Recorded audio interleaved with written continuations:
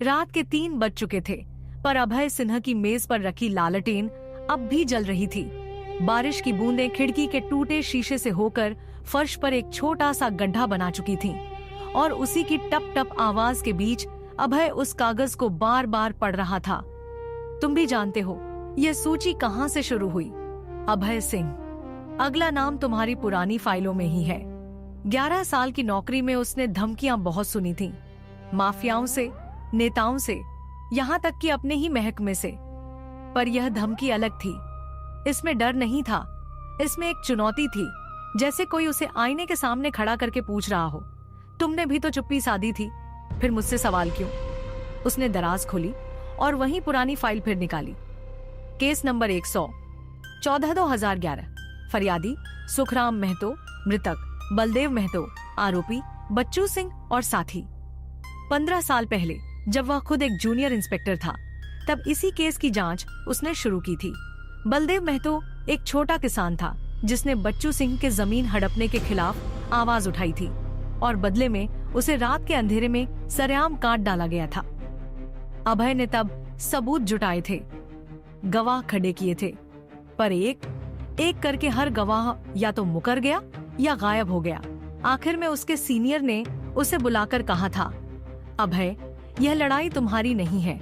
Report वैसे बनाओ जैसे ऊपर से कहा गया है, वरना तुम्हारा तबादला किसी ऐसे थाने में हो जाएगा जहां से कभी वापसी नहीं होती। उस दिन अभय ने अपने दस्तखत उसी रिपोर्ट पर किए थे जिसने बच्चू सिंह को बरी करवा दिया। तब से हर साल उसी तारीख पर वह चुपचाप बलदेव महतो के गांव जाकर उसकी कब्र पर दिया जलाता था। यह उसका इकलौता प्रायश्चित था।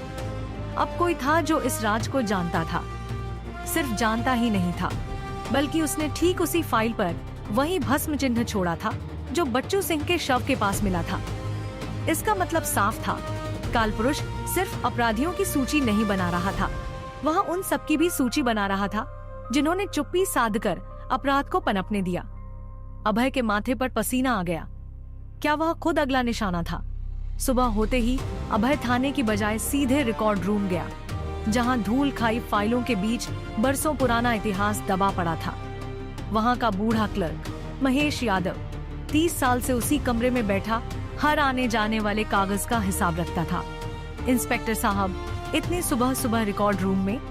उसने चश्मे के ऊपर से देखते हुए पूछा। अभय ने बिना लांक लपेट के कहा, महेश जी, मुझे पिछले 5 साल में वो सारे केस चाहिए जिनमें किसी नेता, ठेकेदार या माफिया की हत्या ऐसे हालात में हुई हो जहां जांच अधूरी छोड़ दी गई या आपसी रंजिश कहकर बंद कर दी गई। महेश ने एक लंबी सांस ली, जैसे यह सवाल उसे पहले से पता था कि कभी न कभी कोई पूछेगा। साहब, ऐसे केस तो बहुत हैं, पर अगर आप खास तौर पर पूछ रहे हैं तो 3 फाइलें हैं जो मुझे भी अजीब लगी थी। दरभंगा में एक ठेकेदार, गया में एक थानेदार और मुंगेर में एक जमीन दलाल। तीनों की मौत एक ही तरह से हुई, पर तीनों केस अलग अलग जिलों में दर्ज हुए, तो किसी ने कभी इन्हें जोड़कर नहीं देखा। यह सुनकर अभय के भीतर एक ठंडी लहर दौड़ गई।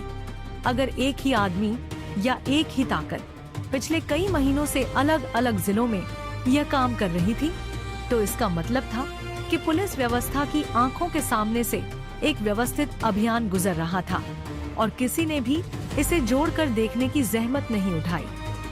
महेश ने तीनों फाइलें निकाली और अभय ने पन्ने पलटते हुए देखा कि हर जगह वही ब्यौरा दोहराया गया था।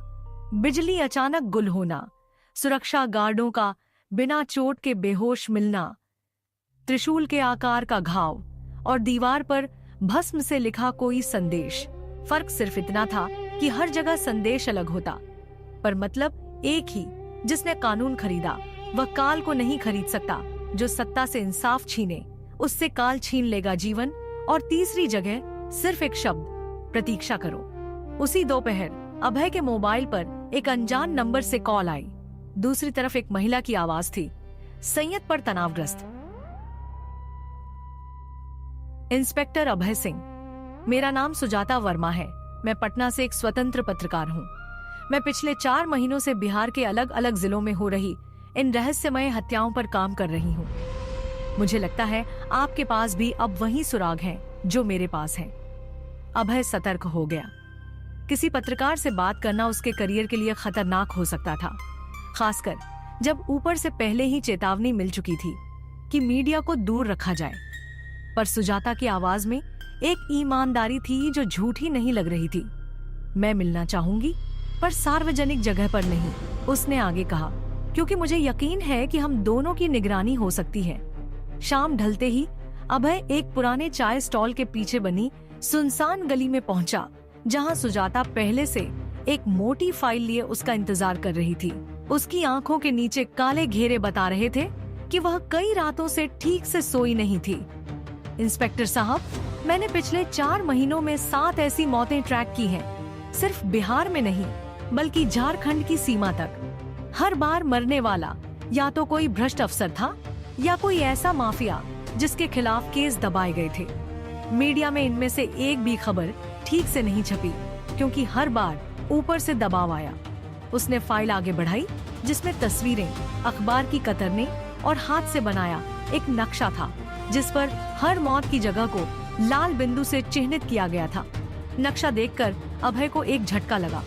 सारे बिंदु किसी अनदेखी रेखा में जुड़ते हुए धीरे धीरे रत्नागढ़ की ओर बढ़ रहे थे, जैसे कोई शिकारी अपने घेरे को कसते हुए आखिरी शिकार की ओर बढ़ रहा हो। आपको क्या लगता है ये कौन है? अभय ने पूछा। सुजाता ने एक पल रुककर कहा, जनता उसे काल पुरुष कहती है, और सच कहूं तो मैंने भी अब यही मानना शुरू कर दिया है कि यह कोई एक व्यक्ति है, कोई संगठन नहीं। हर जगह के गवाह एक ही तरह का वर्णन करते हैं, भस्म लगा चेहरा, त्रिशूल जैसा हथियार, और वह आवाज जो सुनने वाले के भीतर तक कांप जाए। पर इंस्पेक्टर साहब, असली सवाल यह नहीं कि वह कौन है, असली सवाल यह है कि वह इतना कुछ जानता कैसे है।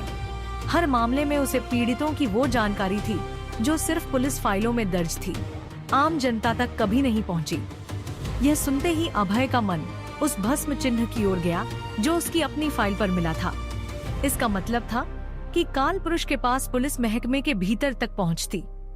या तो वह खुद कभी इस व्यवस्था का हिस्सा रहा था, या उसके कोई भीतरी मुखबिर थे। उसी रात शहर से 50 किलोमीटर दूर मुंगेर जाने वाली सड़क पर एक काफिला रुका हुआ था। ठेकेदार रामेश्वर सहाय, जो पिछले 10 सालों से सरकारी सड़क योजनाओं में करोड़ों का घोटाला करता आया था, अपनी बुलेट प्रूफ गाड़ी में बैठा अपने मुनीम को हिसाब समझा रहा था। अगले महीने जो पुल का टेंडर आएगा, उसमें आधा माल पहले जैसा ही साइड कर देना, कोई पूछने वाला नहीं है। जो इंजीनियर सवाल उठाएगा उसका तबादला करवा देंगे, वह हंसते हुए बोला। तभी उसकी गाड़ी के आगे अचानक एक बैल सड़क पर आ गया। ड्राइवर ने जोर से ब्रेक मारी और उसी झटके के साथ गाड़ी की सारी बत्तियां बुझ गईं। मुनीम ने घबराकर कहा, मालिक, इंजन भी बंद हो गया। रामेश्वर ने खिड़की से बाहर झांका और अंधेरे में सिर्फ एक परछाई दिखी, स्थिर, धीरे धीरे पास आती हुई। इस बार गार्डों ने गोली चलाने की कोशिश तक नहीं की, मानो शरीर ने खुद ही आदेश मानने से इनकार कर दिया हो। कुछ ही पलों में सन्नाटा छा गया और सुबह जब वह गाड़ी मिली, रामेश्वर की लाश सीट पर पड़ी थी। वहीं त्रिशूल जैसा घाव और शीशे पर भस्म से लिखा था, जो सड़कों का खून पीता है उसे काल की सड़क पर चलना होगा। ये खबर मिलते ही एसपी रविंद्र ठाकुर का माथा ठनका। अब यह सिर्फ रत्नागढ़ की बात नहीं रही थी, बल्कि पूरे जिले में दहशत फैलने लगी थी। दबे स्वर में डीजीपी कार्यालय से एक विशेष जांच दल बनाने का आदेश आया, पर साथ ही यह हिदायत भी दी गई कि मीडिया को अफवाह फैलाने से रोका जाए। अभय को इस टीम का हिस्सा बनाया गया, हालांकि उसे साफ महसूस हुआ कि ऊपर वाले उसे सच खोजने के लिए नहीं, बल्कि सच को दबाने के लिए इस्तेमाल करना चाहते थे। अगले दिन जब अभय अस्पताल में घायल थानेदार गिरधारी राय से दोबारा मिलने गया, तो गिरधारी अब थोड़ा संभल चुका था, हालांकि उसकी आंखों में अब भी वही खौफ तैरता था। इंस्पेक्टर साहब, उसने धीमी आवाज में कहा, जब वह मेरे इतना पास आया तो मैंने उसके गले पर एक पुराना निशान देखा था, जैसे किसी धारदार चीज से बना गहरा जख्म हो, बरसों पुराना। और उसकी आंखें, वह आंखें किसी राक्षस की नहीं थीं। साहब, उनमें गुस्सा नहीं, एक थकान थी, जैसे वह बरसों से यह बोझ उठा रहा हो। यह विवरण सुनकर अभय के मन में एक अजीब सी सिहरन दौड़ गई। कोई पुराना घाव, कोई पुरानी थकान। यह किसी सामान्य अपराधी का वर्णन नहीं था। यह किसी ऐसे इंसान का वर्णन था जिसने खुद बहुत गहरा दर्द झेला हो। इसी उधेड़बुन में अभय ने शहर के बाहर बने पुराने काल भैरव मंदिर का रुख किया, जहां एक बुजुर्ग पुजारी बाबा शिवनाथ बरसों से अकेले पूजा पाठ करते थे। मंदिर जीर्ण शीर्ण हो चुका था, पर उसकी दीवारों पर उकेरी गई मूर्तियां आज भी अपनी गरिमा बनाए हुए थीं। अभय ने बाबा से पूछा कि क्या वे इन हत्याओं और भस्म चिन्हों के पीछे किसी परंपरा को पहचानते हैं। बाबा शिवनाथ ने आंखें बंद करते हुए कहा, बेटा, काल भैरव को काशी में कोतवाल कहा जाता है, नगर का रक्षक, जो पाप और अन्याय को दंड देने के लिए स्वयं प्रकट होता है जब धर्म की मर्यादा टूट जाए।